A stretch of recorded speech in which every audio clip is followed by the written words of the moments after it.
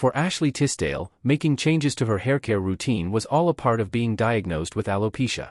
The actress and singer, 39, was diagnosed with alopecia areata in her mid-20s after she saw a bald spot in the front of her hairline while visiting her colorist.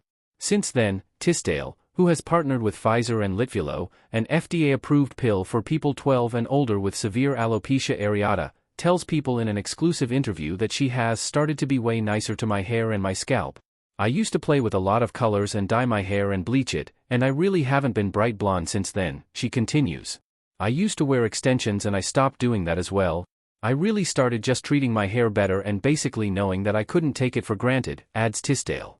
So I treat my hair better and not stress it out so much. According to Tisdale, the hardest part about alopecia areata is that there is really no cure. It's an autoimmune disease, so they give you this diagnosis and then you're like, well, what do I do? It's kind of scary, and there's the fact that you don't know when it's going to flare up, you don't know how big it's going to be, she adds. Everyone has a different journey with alopecia and so far, luckily for me, it's been in spots that I can hide, and most of the time, it's usually stress-induced.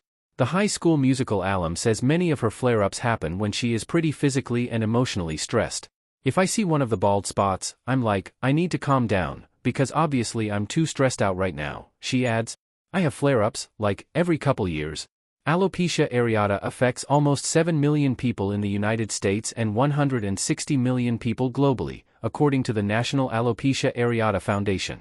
Tisdale says her partnership with Pfizer and Litfulo, which she does not actively take herself, was an exciting one, given that it will educate others on options after they are diagnosed with alopecia areata.